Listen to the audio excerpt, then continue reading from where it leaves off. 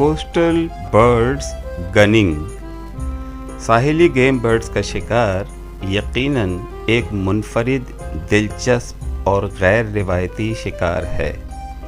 ساحلی game birds, جنہیں بیچ birds کے نام سے بھی جانا جاتا ہے، یہ دراصل آبی پرندوں کی مختلف اقسام کا ایک خاندان ہے جس میں پتلی اور نوکیلی چونچ اور پتلی ٹانگوں والے پرندے شامل ہیں.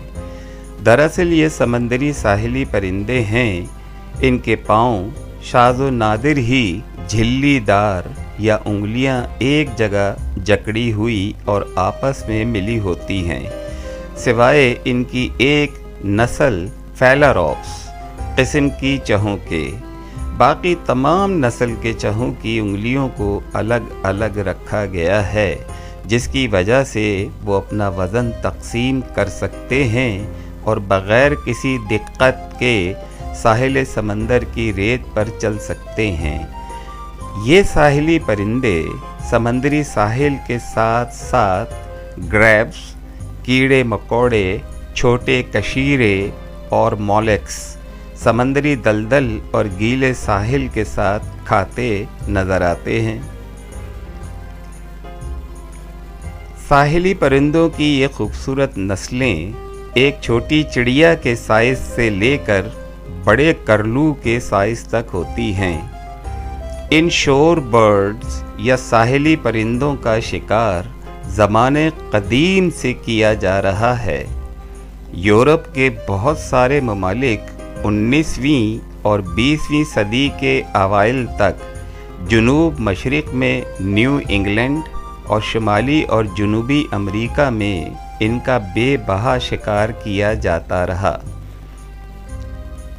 موسمی نقل مکانی کے دوران ان کے ہر پڑاؤ پر یورپ اور امریکہ میں ان کا شکار کیا جاتا رہا ہے.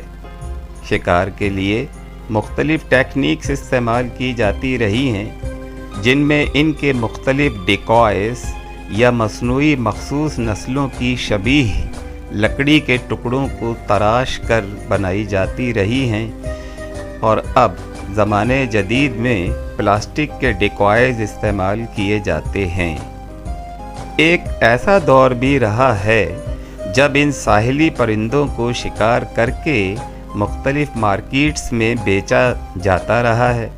یورپ اور شمال مشرقی بعید، جنوبی اور شمالی امریکہ میں یہ سلسلہ محیط رہا ہے. انسانوں کی ترقی کی منازل اور رہائش گاہوں کے پھیلاؤ اور نقل مکانی کے قدیم راستوں پر مختلف قسم کی انسانی سرگرمیوں کی وجہ سے ان ساحلی پرندوں کی نقل مکانی میں بہت دشواریاں درپیش آ چکی ہیں. جس زمانے میں ساحلی پرندوں کے شکار اور ان کے گوشت کا حصول مختلف ریستوران، ہوٹلوں اور مارکیٹ میں فروخت کیا جاتا رہا، طلب اور رسد کا یہ سلسلہ قائم رہا. پھر رفتہ رفتہ انسانی تمدن اور شعور کا غلبہ اس قسم کے کاروبار میں رکاوٹ بنتا گیا. لیکن یہ حقیقت ہے کہ ان خوبصورت ساحلی پرندوں کا بڑے پیمانے پر شکار کیا جاتا رہا اور ان کی خرید و فروخت کا ایک طویل سلسلہ قائم رہا ہے. اس پورے عرصے میں ڈیکوائز کا استعمال شکاری کی مشاقی کا ایک حصہ رہا. لہذا انفرادی شکاریوں اور فیکٹریوں نے عام طور پر پینٹ کی ہوئی لکڑی سے ساحلی پرندوں کے ڈیکوائز بنائے اور خرید و فروخت کا سلسلہ قائم رکھا. ان نقلی ڈیکوائز کی تیاری میں کاغذ، ٹن اور چمڑے کے بنے ہوئے قواعد کی تخلیق کی جاتی رہی اور شکاری ان ڈیکوائز کو استعمال کرتے رہے. زمانے کی جدت کے بعد اب یہ سلسلہ کبوتر فاختہ اور مرغابی وغیرہ کے ڈیکوائز پر جا کر ٹھہر گیا ہے. در حقیقت یہ سرگرمیاں 18ویں اور 19ویں صدی کے آخر تک جاری رہی ہیں اور پھر رفتہ رفتہ ساحلی پرندوں کے ڈیکوائز کے ذریعے ان کا شکار اور ان پرندوں کی خرید و فروخت ریسٹورنٹس اور ہوٹلوں میں ایک قصہ پارینہ بنتی چلی گئی۔ آج بہت کم شکاری ان ساحلی پرندوں جیسے کرلو، گاڈوٹس، پلوورس، ریل اور پیلے رنگ اور سرخ رنگ کی ٹانگوں والے چہوں کے شکار پر غور کرتے ہیں۔ ان کی یہ توجہ اب محض اسنائپ چہوں کی کئی نسلوں کی طرف مبذول ہو چکی ہے۔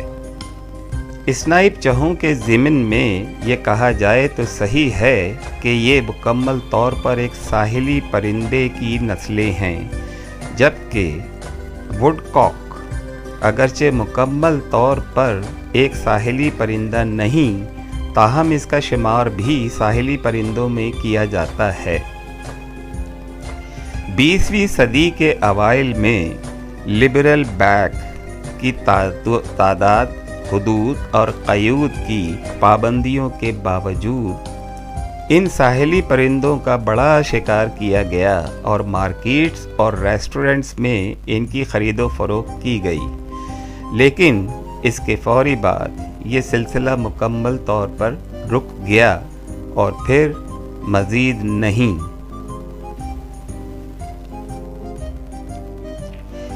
ساحلی پرندوں کے مصنوعی ڈیکوائز کی تیاری میں عموماً امریکی ڈیکوائز کی ٹانگیں لمبی نہیں ہوتی تھیں، ان کو ریت کی ڈھیریوں پر رکھا جاتا تھا، جبکہ یورپ میں بنائے جانے والے ساحلی پرندوں کے ڈیکوائز کی ٹانگیں لمبی رکھی جاتی تھیں اور ان کو ساحلوں پر مقررہ جگہ پر نصب کر دیا جاتا تھا۔ ساحلی پرندے بہت آسانی سے ڈیکوائے ہونے والے پرندے ہوتے ہیں۔ ان مصنوعی ڈیکوائز کو دیکھ کر ساحلی پرندے، ان کی ٹولیاں اور ان کے بڑے غول ہمیشہ ان ڈیکوائز کے قریب آ جاتے ہیں اور ساحل پر اتر جاتے ہیں۔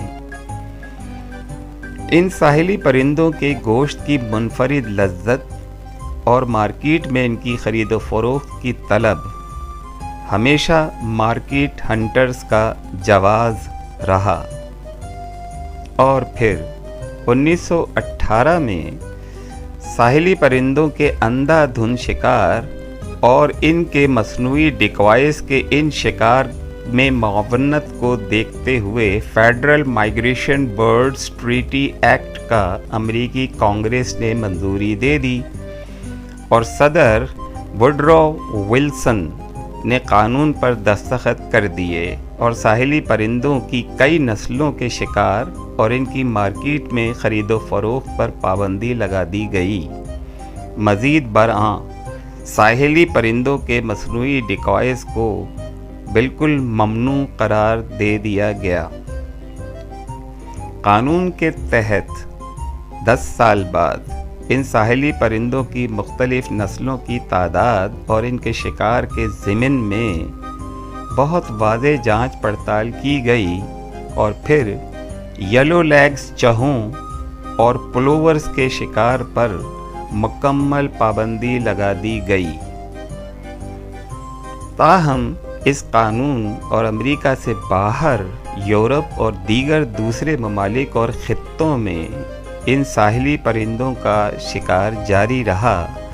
دیگر تیسرے ممالک بشمول پاکستان اور دنیا کے دوسرے خطوں میں یہ سلسلہ اب تک قانونی طور پر جاری ہے۔ دیگر ممالک کے ساتھ پاکستان بھی ان ممالک میں شامل ہے جہاں ہجرتی موسمی نقل مکانی کے دوران ان ساحلی پرندوں کا شکار قانونی طور پر کیا جاتا ہے۔ ہمارے ملک میں روایتی طور پر پسند کیے جانے والے مخصوص شکار، جن میں تیتر، بٹیر، بھٹ تیتر، چکور، کونج اور کئی طرح کی مرغابیاں شامل ہیں، ساحلی پرندوں کے شکار، ان کی طرف شکاریوں کی رغبت تقریباً ना होने के बराबर है। शायद इसकी बड़ी वजह जोग्राफियाई तौर पर हमारे मुल्क की मौजूदा कोस्टल लाइन है, जो यकीनन पूरे मुल्क में मौजूद नहीं। लिहाजा वो शिकारी हजरात जो कोस्टल लाइन या साहिली पट्टी के क़ुर्ब व जवार में रहते हैं, यकीनन खुशकिस्मत हैं कि इनको इन खूबसूरत मुतफ़र्रिक़ इक़साम के साहिली परिंदों के शिकार की सहूलत मौजूद है। हमारे मुल्क में इन साहिली परिंदों की इक़साम के आने का सिलसिला वस्त अगस्त से ही शुरू हो जाता है। इनकी इस नकल मकानी का आगाज़ और आमद का सिलसिला आखिर अक्टूबर तक जारी रहता है और ये साहिलों की खूबसूरती में अपना रंग जमाते हैं। वो कोस्टल गनर्स या साहिली शिकारी हजरात जो साहिलों के करीब रहते हैं, साहिली गेम बर्ड्स की बहुत सारी नस्लें इनकी दस्तरस में होती हैं और वो बखूबी इनका कानूनी तौर पर शिकार कर सकते हैं।